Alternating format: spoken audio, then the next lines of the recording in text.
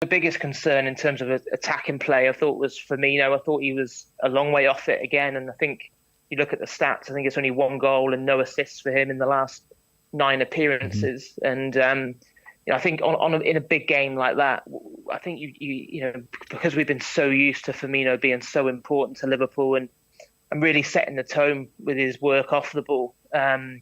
It just, again, it was one of those games that seemed to pass him by for long periods, and that's a bit of a worry for me because certainly he since the World Cup and we've only really seen little glimpses of the Firmino who was so crucial to Liverpool's run to the Champions League final.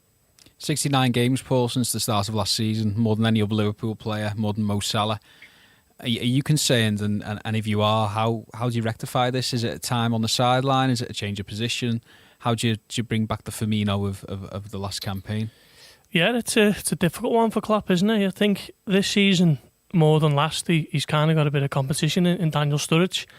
Last season, obviously, Sturridge was struggling in and out and was eventually offloaded to West Brom.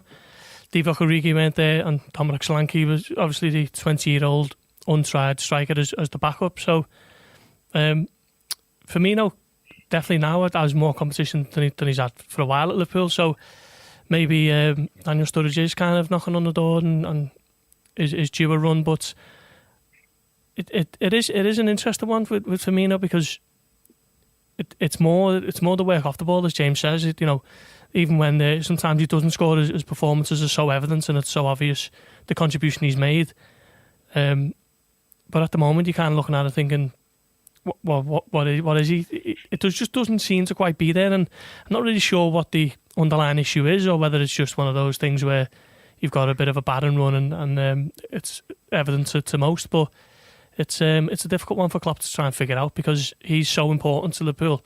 He's probably Klopp's most trusted player, isn't he? Trusted lieutenant out there over the last 3 years, and it's up to Klopp to kind of figure out how to get him fit and firing again, really.